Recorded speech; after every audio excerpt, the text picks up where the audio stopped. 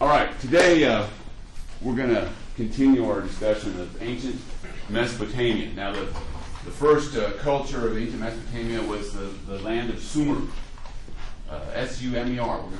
We have that. We talk about that ancient Sumeria, and it's what is today southern Iraq, right, near where the Tigris and the Euphrates rivers flow into the Persian Gulf.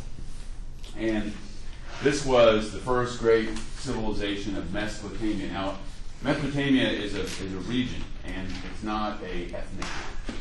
By that I mean that what you see happening in the land between the rivers, that's what Mesopotamia means, between the Euphrates and the Tigris. Within this river valley, you see a succession of civilizations.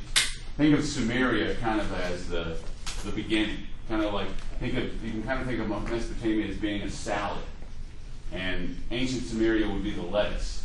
But then what we see happening is that with every new culture, every new ethnic group that enters in and settles in Mesopotamia, they bring something new to the table. They bring in, cheese and some celery and whatever you put in a salad, tomatoes. But basically, ancient Sumeria established the base. And with every culture that settled within Mesopotamia, they added to that base. And that's so Mesopotamian civilization is kind of like a conglomerate. It's a collection of peoples, with ancient Sumeria being the basis of it. In the same way that you could say that for America, England and English culture is kind of like the foundation stone, and every civilization or culture that come to America has added something to this country. So ancient Sumeria got the ball rolling. Now, we already saw that between 4000 and 3000 BC, a whole great deal of technical innovations came into play.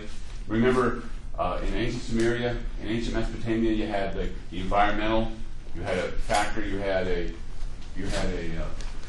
region that could support a large population because of the river valley and fertile soil. And then you had all these technical breakthroughs that came into play that would help grow and support a complex culture, especially the development of writing with cuneiform writing. So now we're going to talk about the history of Mesopotamia.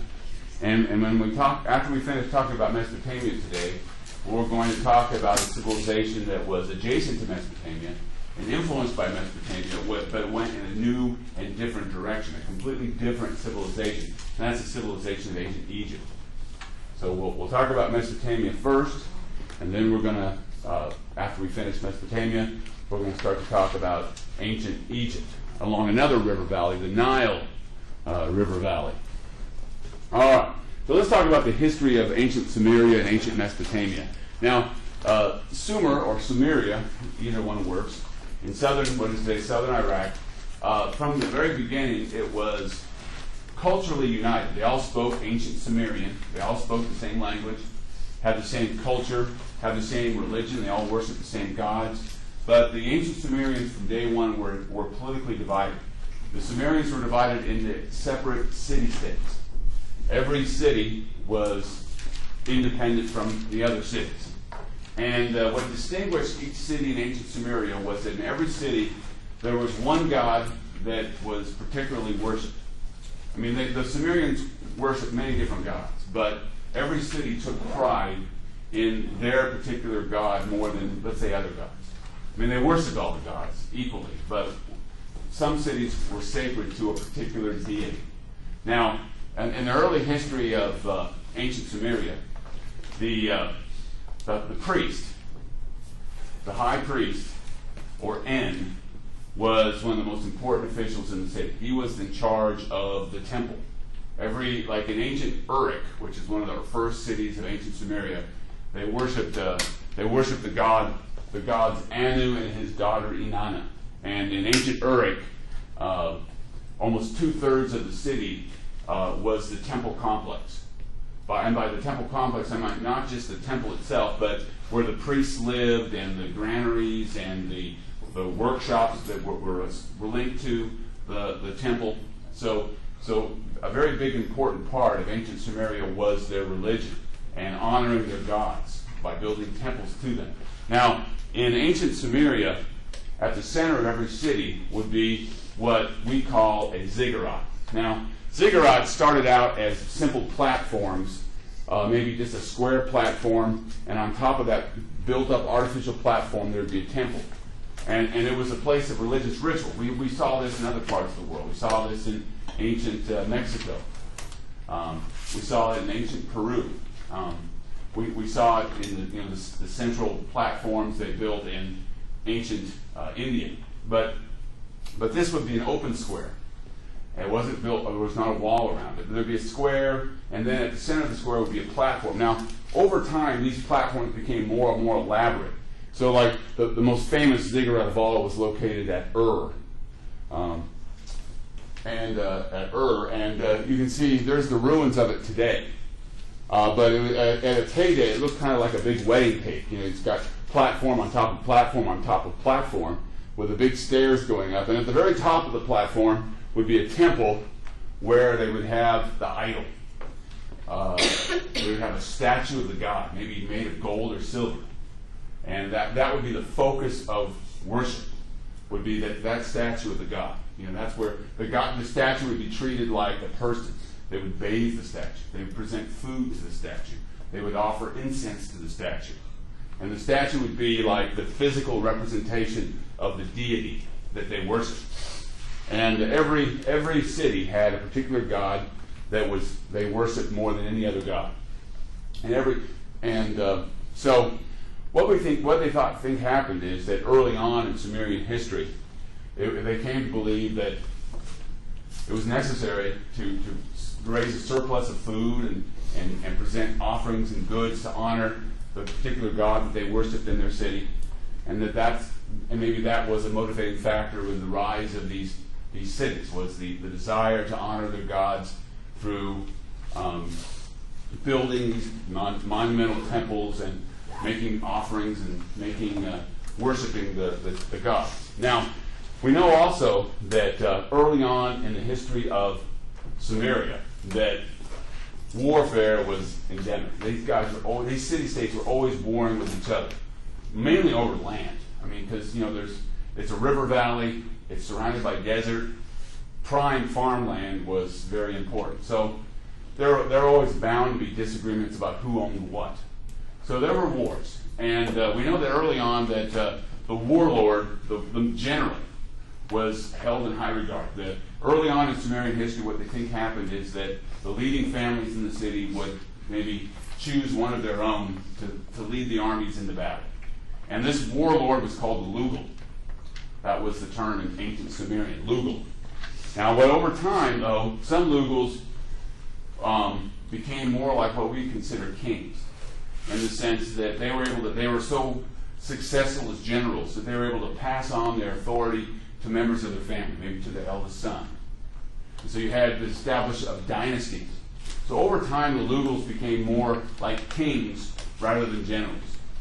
Now, by the time we get to the early dynasty period, about 2650 BC or so, some Lugals had amassed so much power that they dominated the city's religious establishments as well. For example, it became the custom in many cities that, let's say, either the wife of the Lugal or maybe his eldest daughter would be the high priestess of the temple and would be symbolically married to the deity. Like in ancient Ur, the daughter of the king, the daughter of the Lugal, was always made the high priestess and the wife, the symbolic wife of the god Sin, the moon god, which was the main god worshipped by the city of Ur. So by the time we get to about 2650 BC, certain families had emerged as powerful kings ruling over their cities. Now, sometime later in history, probably about 1800 BC or so, the Sumerians began to write histories, and they recorded their histories on cuneiform tablets and there were lists of kings. And so we know more about the Sumerian history because they kept accounts of their kings. And based on the king's list, and kind of going back through the genealogies, you can determine that the first great dynasties to rule over Sumeria began about 2650 to 2400 BC, these early dynasties ruling over the Sumerian city-states. Now, one of the one of the earliest dynasties, most powerful dynasties, was the first dynasty of Ur. And now Ur was the city where they worshipped the moon god Sin. That's where they built the greatest ziggurat of all. And archaeologists have found this is back in the 20s or so, archaeologists in Iraq discovered the tombs of the royal family. They're the great tombs. They're in the shape of, you know what a beehive looks like? They're in the shape of the giant beehives. And most of the time, tombs get stolen. They get ripped off over by grave robbers because they're always filled with, you know, wondrous goods. But they found they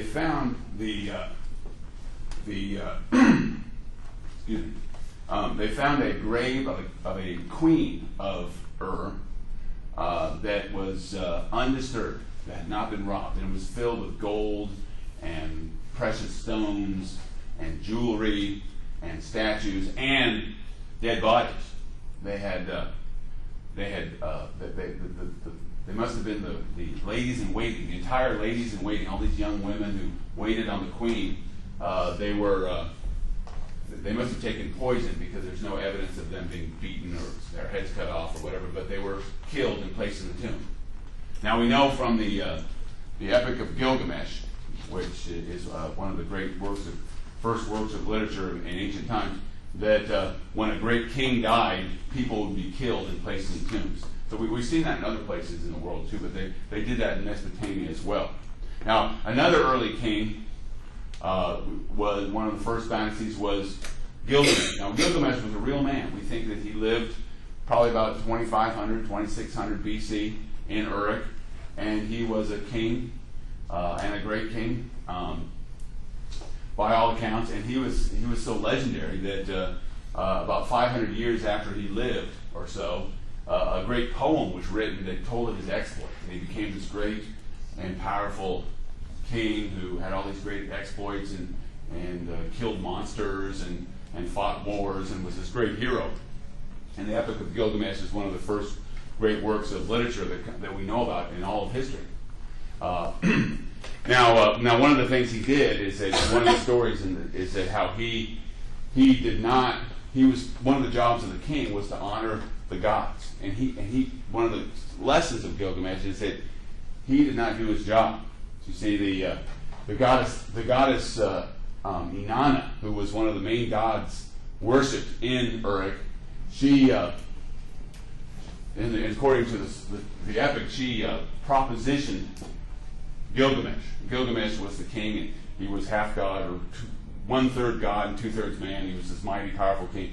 Now, Inanna was the goddess of fertility, so she was very beautiful, and she approached him and said, "Well, I really think you're hot." And he said, "Get away from me," because, see, Inanna, she had a habit of castrating her lovers. If you had relations with Inanna, if you were a man, she would remove your testicles. So Gilgamesh said, "I don't think so. I've heard stories about you." But you see, he screwed up because he was supposed to honor the queen. So what happened was that she sent this giant bull. She asked her father, the god of heaven, to send a giant bull. And he came and he ravaged the territory. And now, Gilgamesh being the great hero, he killed the bull, but the bull killed his best friend, Enkidu. Enkidu, his best friend. I love that name, Enkidu. His best friend gets killed, and that gets him all worried about what's the meaning of life. My best friend's been killed, and he goes, searches for immortality so he can live forever, and then he fails, and then he dies, and that's how it ends. Kind of a depressing epic. But anyway, the Gilgamesh was a real man, we think, but he sparked a whole great story that was told about him in the Epic of Gilgamesh. Now, the early city-states of Sumer, like I said, they're always at war with each other, waging battles, and they weaken themselves over time, and they open themselves up to conquest by a foreign people. And those people would be the people of Akkad. Now, Akkad was a land located to the north of Sumeria in central Iraq, and Akkad was inhabited by a Semitic people. Now, the Semites, Semitic or the Semitic languages are a whole family of languages that are related to each other. Now, for example, Arabic and Hebrew are both Semitic languages. Now we know that Semitic languages have been spoken in this part of the world for thousands of years. And the people of Akkad spoke a Semitic language. So their language was related in some way. They were probably ethnically related to the later Israelites and Jews and Arabs of today. Now you said it was located where, sir? It was located in central Iraq, actually near where Baghdad is today. Now the people of Akkad were of a different language than the Sumerians, but they had adopted Sumerian culture as their own, and they had taken Sumerian cuneiform and used it to write their own language. That's how we know about Akkadian. The Akkadian language is because they used cuneiform to write their language. So it's the same written script developed by the Sumerians, but now used by these Semitic peoples, these Akkadians. And the first and greatest king of Akkad was Sargon. Now he was a great king, and he sparked a legend as well. There was epic tales told of his greatness. And the story that was told about Sargon was that he was actually born a slave. But he was not the slave of just anybody. He was the slave of the king. And the story goes that he was a trusted slave of the king, and the king gave him more and more authority and power to govern his armies and to be this and to be that. And eventually Sargon rebelled against his master, declared his independence, and became the king of Akkad and ruled over the land. So he went from slave to king. That's the poetic version. I don't know whether there's any truth to it, but that's the story that was told of Sargon, from slave to king in one lifetime. But Sargon of Akkad is one of the first great conqueror in world history, because he took advantage of the fact that Sumerians were waging war against each other, and he brought his armies against Sumeria, and he conquered Sumeria. Not only did he conquer Sumeria, but the story goes is that he marched to the north, up the Euphrates River, all the way up into what is today Turkey and Syria, and he conquered that area too. And he conquered all the way to the Mediterranean. So one of his boasts that he made, according to the tradition, was that he ruled from sea to sea, from the Persian Gulf to the Mediterranean Sea. He ruled over all the land. So he created one of the first empires that we know about in world history. And he was able to establish a dynasty, and that his family, his successors, were able to rule over this empire that lasted for a little less than 150 years or so. So it lasted for a couple of generations. Now, the rulers of Akkad were smart, and they realized that they needed to find some way to unify their peoples. They didn't want to just rule by force. They wanted to win over their subjects. So now among the Sumerians that they had conquered, one of the main deities was the god Enlil. He was the storm god, the god of wind and rain and the strong desert winds that blow into the Iraqi landscape. Even to this day, you've heard about those windstorms, those sandstorms. Enlil was a powerful deity. He was the god of wind and weather, and he was feared. But he was considered to be the king and the warrior of the gods. And so the dynasty of Sargon said, let's find a way of uniting, and we're going to honor Enlil. So now Enlil's city was the city of Nippur. Love that name, Nippur. Enlil of Nippur. Nippur was his sacred city. So the Sargon and his successors, they built on, they gave land, they gave gifts, they built temples, they added to the temple of Enlil, just to try to show the Sumerians, hey, we're your friends. We support the same God that you worship, and we want to be your friend, and we want to honor your God, and they did that. So they found one of the ways to win over your hearts and minds of your subjects is to honor their gods, and that's what Sargon and his successors did. Now, this is a great story. One of the cities that was supposedly conquered by Sargon and his successors, in fact, his grandson, Naram-Sin, reportedly sacked a city called Ebla. Now, Ebla was just a name for a long time. archaeologists, when they discovered the cuneiform tablets, they'd see the name Ebla, and they'd say, "Oh well, that's interesting." But then, about 40 years ago, in about the 1970s, a group of Italian archaeologists were working an ancient site in what is today northern Syria, off a branch of the Euphrates River, and they found a city. And the city dated to the 3rd millennium. It flourished in between 3000 and 2000 BC.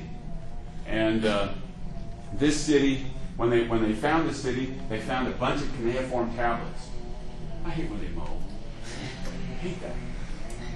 Can't they just mow in the morning before classes start? Anyway, so they found this city, and then they found these cuneiform tablets. Now the cuneiform tablets, with the cuneiform tablets, every symbol stands for a syllable. But when they began to strung out the syllables and read the syllables, they discovered that they were reading a Semitic language. But it wasn't Akkadian. It was a different Semitic language. So the people who lived in this city in what is today northern Syria, they were speaking a language that was very similar to what was spoken in Akkad, but it was different. It was a new, this was a language that hadn't been spoken in centuries. But it was a Semitic language related to modern Hebrew and modern Arabic. But they found this ancient city. So here we are in northern Syria, and they found a people who have adopted Sumerian cuneiform as their own written script. And they also found out from reading these cuneiform tablets that these people at Ebla had adopted many aspects of Sumerian culture as their own. Many of the same gods they worshipped. They even had the term Lugal. They borrowed the term Lugal, but they didn't use it for king. They used it for a military commander. See what I'm saying? So they adopted many aspects of Sumerian culture as their own. And here we are way to the north of Samaria in what is today northern Syria. Now, one thing they did notice about Ebla was that they had maintained certain aspects of their culture that were very unique to this part of the world. And this was important for biblical scholars because they discovered that these ancient peoples had many practices that became associated later in history with the ancient Canaanites. These were the neighbors of the ancient Hebrews, the ancient Jews. And for example, they didn't build ziggurats, but they built instead, the city was built around a hill, and on top of this hill, they had built their temple. Now, they were called hill sanctuaries, and this would be a later practice of the Canaanites. And of course, if you know your Bible history, the most famous Temple Mount was the great temple the Jews built on a mountain in Jerusalem. But here we have 2,000 years before Solomon built his temple. You have a temple built on a hill, and it had the exact same structure as the tabernacle. If you read the Old Testament, Moses out there in the desert, he built a tabernacle, had a big courtyard, and at the center of the courtyard was a tent of meeting divided in two with a Holy of Holies and an outer room. That same structure was built at Ebla. Same structure, same design, with a courtyard, with a Holy of Holies.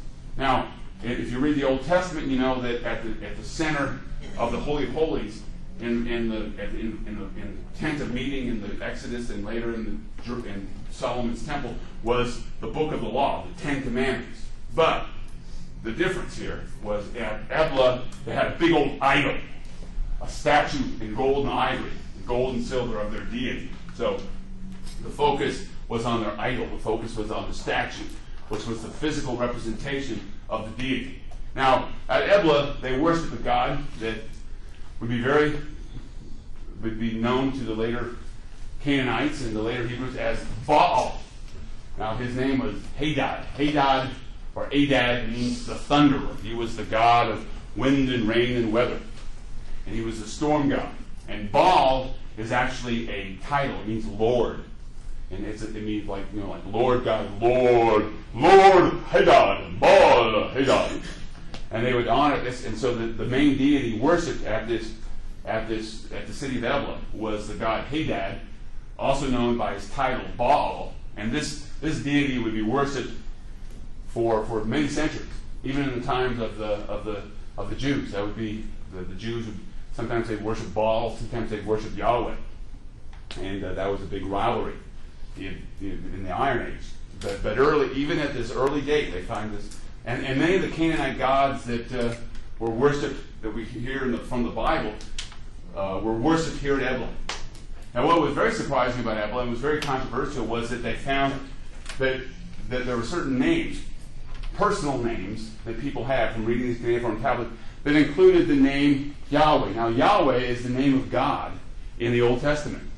Now, what they found at Ebla was that they found that people had personal names. Some people had names that indicated that they worshipped Yahweh, because in the Semitic languages, a lot of people took on their names, included the names of their gods, like Baal loves me, or this God loves me, like David. The name David means beloved of Yahweh. But they found these. They found all these names that included what appears to be the name of the God Yahweh. So, if this is true, if this interpretation is correct, that would mean that not at Ebla. Ebla, there's no evidence of the worship of Yahweh formally in the temples or in the rituals. But this would mean that there were people who lived at Ebla 4,000 years ago, or more than 4,000 years ago, who were worshippers or followers of a God known as Yahweh. Now, whether it was the name was just a name, or whether it was the same God that the Hebrews worshiped, that's we don't know. But it's interesting that these ancient names that we hear from the Bible were in existence centuries and centuries before the Bible was written down. Now, according to the traditions of the kingdom of Sargon, the city of Ebla was destroyed when it rebelled against Naram-Sin, the grandson of Sargon. And archaeologists have determined that around that time, around 2200 BC or so, the city of Ebla was destroyed. It was burned to the ground. So that archaeological evidence would seem to support what we know from the history of the dynasty of Sargon. All right, now, about 2200 BC, though, what happened was that the kingdom of Sargon, the dynasty of Sargon, came crashing down, and this is a repeated historical event in the history of Mesopotamia. It was brought down by invaders, and the invaders were the Guti. Now, the Guti were people who lived, we think, to the northeast of Mesopotamia in what is today Iran. And what divides Iraq and Iran is a series of mountains called the Zagros Mountains. And it's believed that the Guti were mountain people. They weren't, based on the description of these people by the ancient Sumerians, they were a nomadic people. They raised cattle. They were basically, from the Sumerian perspective, barbarians. And that these Guti came in and overwhelmed the remnants of the kingdom of Sargon. And the Guti took over Sumeria for about a century. Now, the Guti tried to win themselves over to the Sumerians and tried to adopt Sumerian culture as their own, but from the perspective of the Sumerians, they were always viewed as barbarians, as crude, barbaric people. Now, eventually what happened was that the Sumerians decided to rise up and expel the Guti and restore their independence, and eventually they did. Now, when the Guti were expelled about 2100 BC or so, it's called the Third Dynasty of Ur. The rulers of Ur were able to establish a unified government. They were able to unite all of Sumeria. So for the first time, the Sumerians had united Sumerians under the Sumerian rule. They weren't conquered by a foreign power. They were united under the kings of Ur, the Third Dynasty of Ur. Now, the Third Dynasty of Ur was so powerful that they were able to expand and kind of recreate the empire of Sargon. They expanded into the north, into northern Mesopotamia. They even conquered the land of Elam, which today is in the Persian Gulf area, to the east of Iraq. Now, one of the greatest kings of Ur was Ur-Nammu. Now, I mention Ur-Nammu because he was a lawgiver. Many people think that he the Code of Hammurabi. Much of it might have come from, there's evidence that Ur-Nammu compiled law codes or scriptures about writing, and that might have been a source for Hammurabi. He was also a poet, and he wrote hymns in honor of the gods. And if you know your Old Testament, there was a very famous king who was a king and also a poet.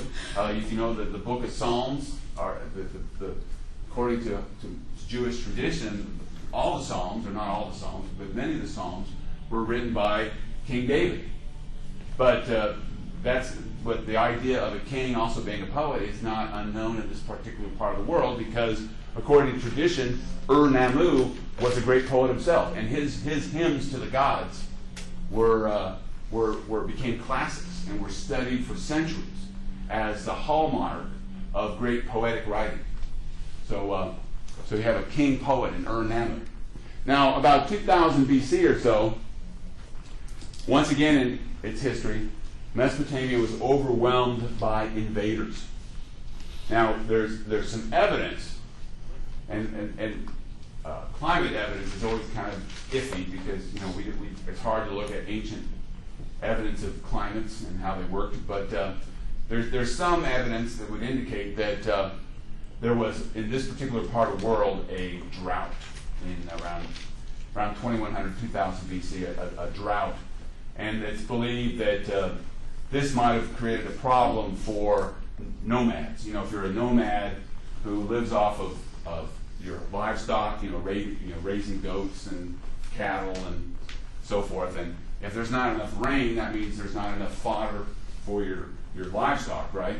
And so one of the theories is that since there was this general drought across the region, that many nomadic people were just on the move. They were looking for fresh fields, and that to feed their livestock, and that might have drawn them in large numbers to the Tigris and Euphrates rivers, because there's a river there, there's water there. So anyway, what we see happening is around about 2000 BC, all these nomads, not just nomads, some of them nomads, just come in and overwhelm the region. Like the Amorites. Now, the Amorites were a Semitic people.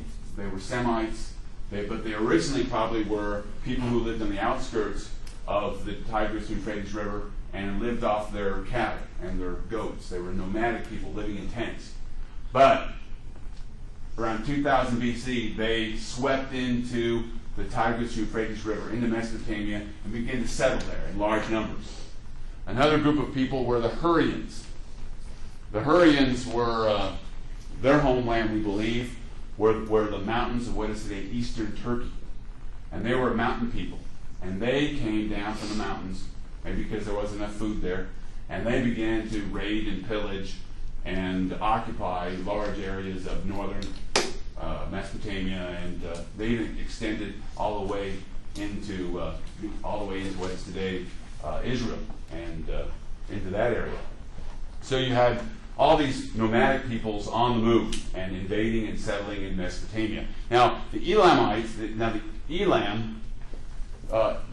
Elamites lived in what is today Persia, what is today Iran. They lived to the southeast of ancient Sumeria, and they had developed very early on their own distinct civilization, but they had adopted cuneiform as their written script, and they were a great civilization in and of themselves. And the king of Elam, I think it was about 1990 BC, the king of Elam, he marched his army and he completely destroyed the city of Ur, just wiped out the city and enslaved its inhabitants. And the priestess of the moon god Sin, she wrote a lamentation, and it became one of the great classics of ancient Mesopotamian literature. And now, if you know lamentation, that's a genre that is famous because centuries later, there's a book called Book of Lamentations that's about the sack of Jerusalem by the Babylonians in 586 6 BC. But it was an ancient genre, and one of the classics was this lamentation was written by this priestess, very sad over the destruction of her city by the Elamites about 1990 or so BC. So basically, these invasions and these migrations created a lot of disorder in Mesopotamia. Remember, there was this disorder that would have ramifications beyond. Remember, in ancient India, the Harappan civilization was influenced by the breakup and the instability in Mesopotamia because it disrupted trade between Mesopotamia and northern India. Now, eventually what happened is these Amorites, they were the biggest group of people to come in and settle in Mesopotamia. And they came in the largest numbers. And they established their own kingdoms. Kingdoms like Ashur in the north, Babylon, and in the central part of Mesopotamia, and Mari. So these Amorites came in and established their own kingdoms after 2000 BC. Now, what happened to the Amorites is that they originally had been tent dwellers and barbarians in the eyes of the Sumerians, but they adopted Sumerian culture as their own. So they adopted Sumerian cuneiform, but they used it. Interesting thing about the Amorites was that they used Akkadian script, Akkadian cuneiform, as their official language. So the language of ancient Sargon, the Sargon dynasty, that became the official script used by these Amorite kingdoms, Akkadian cuneiform. So now over time what happened was that the Sumerian language disappeared. It disappeared as a spoken language. So after 2000 BC, over the centuries, Sumerian language disappeared and only Amorite was spoken. Now, but the thing about it was that because the Sumerians were held in such high regard, their language was preserved and used as a literary script. So people would still read, they would sing the hymns of Ur-Nammu. They would sing the lamentation of the priestess of Moon God, of the Moon God Sin. These works of Sumerian literature, like the Epic of Gilgamesh, became classics that they read and studied and revered. And also, Akkadian cuneiform was a language that they used. Even though it wasn't a spoken language, as a literary language, it still was studied. And the scribes, the people who learned cuneiform, they knew this literary language, even though that was not the same as the spoken language. Very similar to what you see when we study medieval history, when Latin was used as the language of scholarship and in the church, even though it was a dead language and no longer spoken among the people. Now, so you have these Amorite kingdoms arise. Now, the one Amorite kingdom that came to dominate all the other kingdoms was the kingdom of Babylon. And that's where Hammurabi comes in. Hammurabi, the guy you're reading about in his code of law, he was the Amorite king of the king of Babylon who created an empire. He conquered north and south Mesopotamia, and so he became the dominant power in Mesopotamia. And when he created this empire, one of the reasons why he created that law code was that he didn't want to just be the conqueror. He was following in the tradition of Sargon. He wanted to be somebody who won over his people. He wanted to be the king who established justice and order and peace. And that was, if you read the prologue to the Hammurabi Code, remember he says that, to establish justice in the land. In fact, that Hammurabi Code, it was set up on stone, and he set it up all over the kingdom so people could read it and follow it. He wanted the judges to use it as a measuring rod to make sure that they were all on the same page, the judges that he appointed. And he also built canals. He honored the god Nippur, the god of Enlil of Nippur, just to try to, that was an ancient god that had been honored for centuries. He wanted to unite and bring together all of his subjects. Now, the kingdom that Hammurabi created, though, did not last too long. What happened is after his death, there were rebellions and wars, and eventually this old Babylonian empire collapsed. And one of the reasons why it collapsed was that Babylon itself was sacked and destroyed, one of its many destructions, by the king of the Hittites. About 1600 BC, you hear about the Hittites. The Hittites were an Indo-European people in the sense that they were ethnically related and spoke a language very similar to that language spoken over in by the Aryans that invaded India. But the Hittites were an Indo-European people, and they also had mastered horses and chariots, and that was that gave them an advantage over their enemies in the sense that their horses and chariots were feared and were very powerful. And the Hittite came out of their homeland. They built their homeland in what is today Turkey, in central Turkey. But the Hittites came in and they destroyed Babylon. And then after that, Babylon and southern Mesopotamia and central Mesopotamia was overrun by another people called the Kassites. Now the Kassites, their homeland was the same homeland as the previous Gudi. They came from the Zagros Mountains, the mountains of Iran. Many people think the Kassites were an Indo-European people as well. Maybe now the Iranian people of today are Indo-Europeans. They speak in Persian as an Indo-European language. So some people believe the Kassites spoke a language somehow related to Persian. But the Kassites, but it's very controversial. We really don't know. The reason we don't know is because the Kassites didn't leave much of their writing and their language behind. Because what happened is the Kassites, unlike the Hittites went back home to Turkey. But the Kassites stayed. And once they had established themselves in Babylon, they adopted the language and culture of the Babylonians. That's why we don't know that much about the language of the Kassites, is because as soon as they established themselves in Mesopotamia, they adopted the language and the culture of the Babylonians. So they consider themselves to be full-on Babylonians. Now, the only reason why we know that they were different from the Babylonians is because some of their personal names, the only evidence we have of the original Kassite language was the personal names that they used. But the Kassites established a kingdom in southern Mesopotamia based at Babylon that would be around for the next 400 years or so. So that's where we're going to end our survey of Mesopotamian history, and we'll pick up the late Bronze Age period a little later in another lecture. But I want to talk a little bit about Sumerian economy and society, and this type of the economic and the social system that the Sumerians established. That would be basically the economic and social system that would be in place throughout the Bronze Age. And we know a lot about this culture because of we know a lot about their culture because of all the cuneiform tablets. And that's why a lot of historians, when they look at other cultures, they theorize that they probably had a very similar economic system to the one that we know about in ancient Mesopotamia. Now you've got to remember that the system, the economic system that was in place in ancient Mesopotamia is what we call administrative trade, or a redistributive system. Now they didn't have coins. They didn't have a money economy.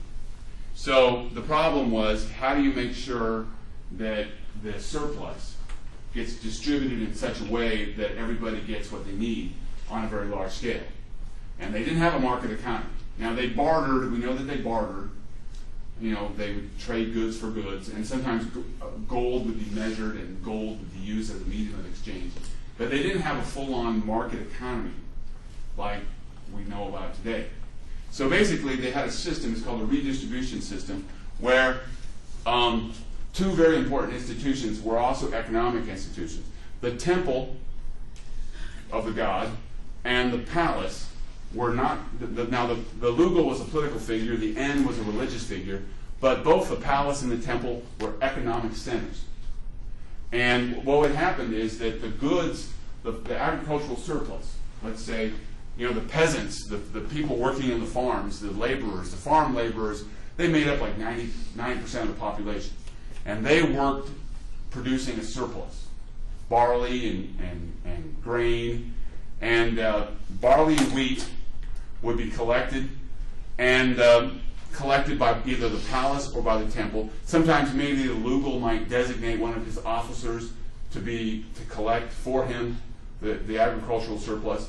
And that's why when the temple and the palaces had huge granaries, because all this goods would have to be stored somewhere. So they would collect in the form of taxes in kind, grain and livestock, and they would collect them, and then they would redistribute them, because associated with the palace and the temple would be merchants and craftsmen. These were the people who lived in the city. I mentioned earlier that every temple had an area of workshops that were linked to the temple. The same with the palaces. Every palace had an area for workshops, and these would be the craftsmen who would produce goods for either the temple or the palace. And these craftsmen would in return for their work, would receive grain. They would receive their payment in kind. So that's how it worked. So the goods would be collected by the temple or by the palace, and then distributed to merchants and craftsmen. Now they'd have to be distributed to the scribes, because to make sure that everything was accounted for, to make sure that everybody paid their taxes, and that make sure that the merchants and the craftsmen got their food, you had to have scribes, people who were trained in cuneiform to keep track of everything on the clay tablets. So you had these scribes also had to get paid in kind as well. So they also would receive in-kind payments from either they worked for the temple or they worked for the palace. And this type of system, that's why there were so many cuneiform tablets. A lot of the cuneiform tablets that have not been translated, that just by looking at them you can tell that they're accounts. Because they would, every piece of grain that was collected, every piece of payment that was made would be recorded by a scribe. And then they would take the tablets, bake them, and they would stack them up in big libraries, like in archives. So they would know exactly who was paying, who was receiving what, who was paying, who was collecting, and all these payments were kept, or records were kept. And that's why we know how the system worked. Now over time, you see, they would, sometimes it became, they would use gold as what we call a medium of exchange. Gold was a precious metal, and sometimes what would they do is they'd say, well, instead of bartering goods for goods, they would say, I'll pay you this much in gold. And then they'd have to weigh it, because they didn't have coins back then. They didn't have money. So they'd have to weigh everything. And that's why if you read like Hammurabi, or if you read the Bible, it talks a lot about people, the worst thing you can be is somebody who cheats on their weighs and their measures. Somebody who's cheating on the measuring stick. Because if you're doing that, you're screwing somebody over. You're messing around with the measuring system, the balance system, so you can take advantage of somebody. And that's why that's strictly forbidden in the Bible. It's forbidden in the Hammurabi Code, because without outside of the administrative trade, that was the only system they had, was weighing gold. And we know that over time, the area around the ziggurat, the area around the temple, there would be a square area, and that's where people would come, and sometimes that's where you would have these exchanges take place. But they'd always have, everything would have to be measured out. It was very, very time consuming, because you'd have to squabble over the price, and then you'd have to get the gold out, and then you'd have to make sure that the measures were right. And buying and selling goods was, before the invention of money, was a very laborious process. That's why it didn't work on a large scale. That's why you had to have this redistribution system in place to make sure that everybody in the city, all the specialists, the scribes, the merchants, the craftsmen, you had to make sure that they had adequate food, and that's why you had to have this big administrative system in place. All right, so that's the economic system. Now, if you look at their social structure, the social structure of ancient Mesopotamian society was, you kind of think of a big pyramid. The poorest people made the biggest bulk of the population. So if you lived in ancient Mesopotamia, 90% of the population were people who lived on the land. They were just agricultural laborers. If you were an agricultural laborer, either you worked for the temple or the palace, or you worked for an official that had been given land by the temple or the palace. maybe leased out land. So you worked out as a peasant, and you worked day in and day out as an agricultural laborer. Now you also had large numbers of slaves. Now in ancient Mesopotamian society, slavery was not a permanent condition. Slaves were either people who had been captured in war. When you went to war with another state, you would enslave the population. That was the reason for going to war. It got you a steady amount of slaves. So slaves were people who had been captured in war. They're also, in those days, they didn't have welfare. So if you were starving to death and you had no way of supporting yourself for whatever reason, you could just sell yourself into slavery, or you could sell your children into slavery, and that way you'd survive. So people who were in debt would sell themselves into slavery or become slaves. But the thing about being a slave was that if a lot of times within your lifetime you'd be granted your freedom. If you were a good slave, you'd be given your freedom. Or when you had paid off your debt, you'd be given your freedom. And we know in the case of Sargon, he went from being slave to king, right? He had to have a rebellion first. But being a slave was not a permanent condition. It was just a situation you happened to be in. But peasants and slaves made up the bulk of the population. Now, you did have a middle class, so to speak, but they were very small percentages of the population. And these would be the people who lived in the city, who worked as craftsmen or as merchants. Craftsmen usually worked for the temple or the palace, and their job was to produce goods. The statues of the gods, somebody had to build those, right? And the kings and the priests needed to have nice things to wear, right? So craftsmen were a middle class, so to speak. They usually lived in the city. And now merchants were usually employees of the palace or the temple. They would be, sometimes you kind of think of them as independent contractors. They would go out and go to distant lands and get a percentage. They would usually be sent out because they needed to go overseas to get precious metals and gems and other precious goods, incense and other aromatic goods, for the temple worship. And so you have to send out these merchants to go to distant lands to acquire these precious goods, these luxury goods for the temple or the palace. And the merchants usually could live a pretty good life. They lived in the cities as well. They built their homes next to the palace or the temple. Now at the very top, of course, would be the king, the Lugal, and his highest officials. They were like the nobility and the highest priests. They used to, you read in the Hammurabi Code about nuns. If you've seen that word nuns or temple priestesses or whatever. Back then, in ancient Mesopotamia, for example, when your daughter got married, you had to provide her with a dowry. And the dowry would be used as a way to get a powerful person to marry her. So you put up the dowry, but when you put up a dowry, that money went to whoever marries your daughter, right? So you have to put up a big dowry so you could get marriages were all arranged, and you always want to marry somebody who's powerful and wealthy to make you look good. So you arrange for your daughter to marry some powerful person. But in order to do that, you have to put up a big dowry to attract a powerful person. But what happens if you don't want your money to go to somebody else? What you could do is you could make your daughter a priestess, and the dowry would go to the temple. And it was like a bank account, because you could draw on that money if you needed to. But of course, your daughter would have to be a temple prostitute, which is, she'd have to sell her services to whoever would pay for it. So if you're willing to make your daughter a prostitute, but a high-priced prostitute, then you could keep the money in the family. And now some of the girl ladies were not prostitutes. Some of them were virgins. They had to remain virginal. So either you were virginal or you were a prostitute, but that doesn't sound like either one doesn't sound like a preferred livelihood for a woman, I don't think. Somebody had a question. Yeah, I have a question. So basically they put a price on their daughter, right? Uh-huh. And they put a high price on her. Let's say that way they could get somebody that had money, right? Yeah, basically, some powerful somebody person. they could afford to buy their daughter, basically. Well, they didn't have to buy the dowry. The dowry came with the bride.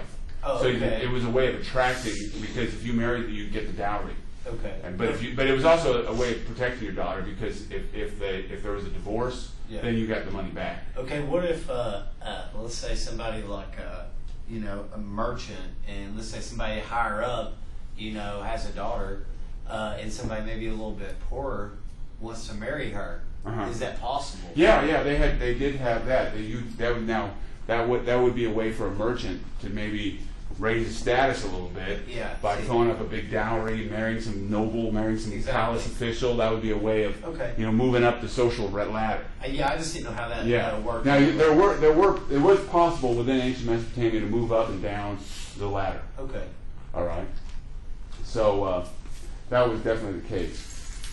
So that was one of the differences between, as we'll see, between Mesopotamia and Egypt, was that you did have what we call social mobility within Mesopotamia.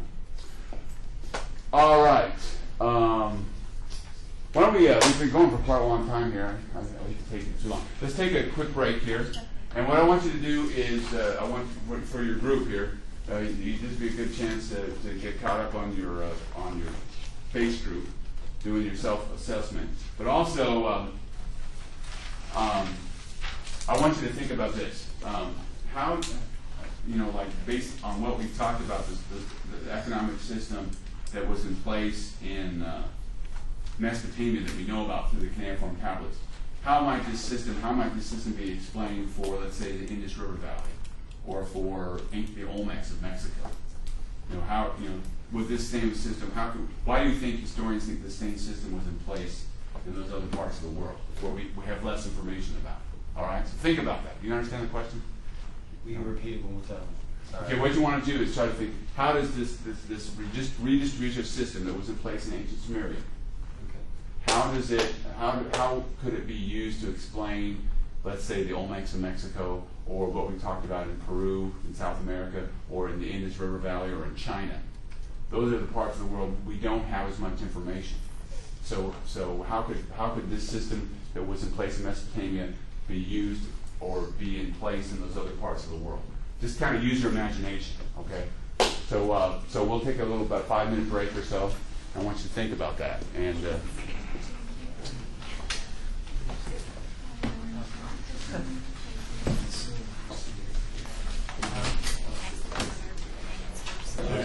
all right, folks. Let's just get back together again. What do you guys got for me? In terms of what would be something, some way that what we talked about with ancient Mesopotamia, how could it be applied to some other civilization we studied up to this point? Group 3. Where's group 3? What do you guys got? Well, we figured out like the other civilizations, like in the Olmecs, they had a lot of goods also, and so that was probably, they didn't have official currency. That's so true. They had to resort to that. And what would be the good they would collect anything? They didn't have wheat, obviously. Corn, yeah. So it would be a different product, but it would be the same idea. What else? How about group 6? Where's group 6? Whoa, what do you guys got?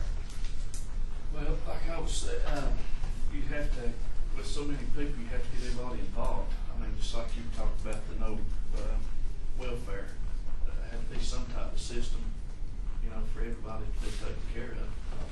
Now, I mentioned with your group, why would you need to have what would create a situation where some people wouldn't be able to grow food for themselves?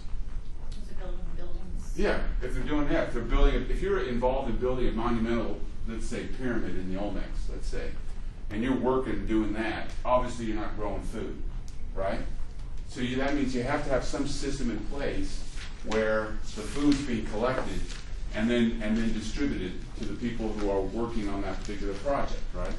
So that's why people, and I mention that because that's why people think that a similar system that we see in Mesopotamia, some very similar system must have been in place in these other areas. Because they didn't have coinage, they didn't have a market, they couldn't have had a market economy like we have today because they didn't have, money had not been invented yet.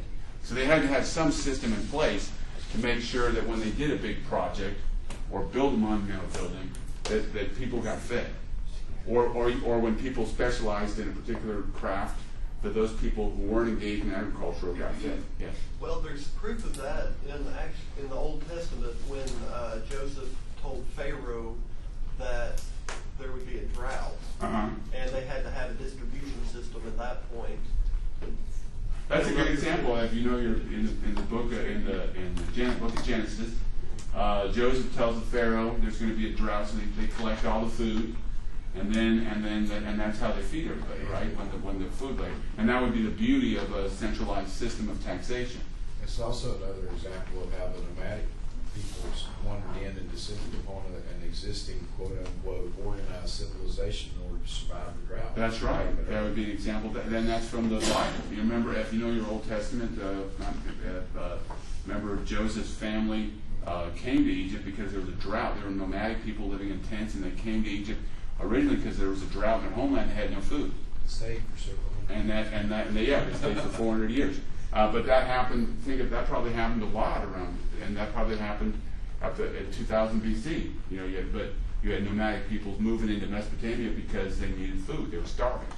Well, Tlaloc, that was part of the Olmecs, right? Tlaloc was in the Olmec in Mexico. Tlaloc was the one where it was, wasn't that the one that was up in the mountains where everything was covered with jaguars? Yeah, jaguars. Yeah. I mean, that was a real good example of how that had to, be supported by, this means. In other words, because they could get all that up there without having that. You needed to have some kind of system in place to put that all at work, to build the temples and to honor the gods. That's right.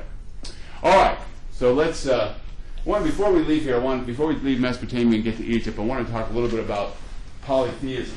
Now, we know a lot more about the ancient Mesopotamians and their religion than we know about a lot of other cultures because of cuneiform tablets. So it gives, now polytheism is the belief in many different gods, and that polytheism is more common than monotheism. Monotheism is the belief in one God. Now we think of monotheism as being predominant now because the major religions in the world, Christianity and Islam, for example, are monotheistic religions. But in the history of humanity, those types of religions are fairly new. And from ancient times, many people believed in many different gods. In India today, the Hindus still believe in a multitude, thousands upon thousands. I think there's like somebody counting, there's over 1 million Hindu gods or something like that. But in ancient Sumeria, they worshiped these different gods, and these gods tended to be forces of nature. They tended to worship and honor the forces of nature. And when they built an idol, built a statue of the god, and built a temple to the god, they believed that by honoring this god, that they would win the support of that force of nature. Or they would honor that force of nature because of its benefits to the culture. Like, for example, one of the major gods in ancient Sumeria was the god Utu. Now, later on, when the Akkadians and the Amorites, the Semitic peoples came into Mesopotamia, they identified their local gods with the gods worshipped by the Sumerians. So the god Utu became the god Shamash, the sun god. Remember, in the book of Hammurabi, in the laws of Hammurabi, Shamash, the sun god, who gives the law code to Hammurabi, at least he claims anyway. Another big goddess was Inanna. She was the goddess of sex, goddess of fertility of the fields. You want to have good, fertile fields. You want your livestock to reproduce. You want your children. You want to have lots of kids. You want to have good, fertile fields. So you've got to make sure Inanna is happy. She wasn't a very pleasant god. She was the goddess who castrated men. And you didn't want to make her angry, because if she made you angry, she would send the giant bull from heaven to ravage your countryside. So she was a scary goddess among the Sumerians. Doesn't that contradict fertility? I mean, if you wanted to have a lot of children and then she... Yeah, it's just now they think that the thing was, this is the thing about Inanna. Her priests were eunuchs. Men who were castrated. Castrated men were her priests. Doesn't make sense, does it? But that's what they did. This was later on in ancient Canaan, among the Canaanites. Their goddess Astarte, who was very similar to Inanna, she had castrated men as her priests who also doubled as homosexual prostitutes. So you had homosexual prostitution linked with castrated men who were honoring the goddess of fertility. Go figure. Question. What did you have to do to keep her happy? You had to give her lots of sacrifices and build big temples to her.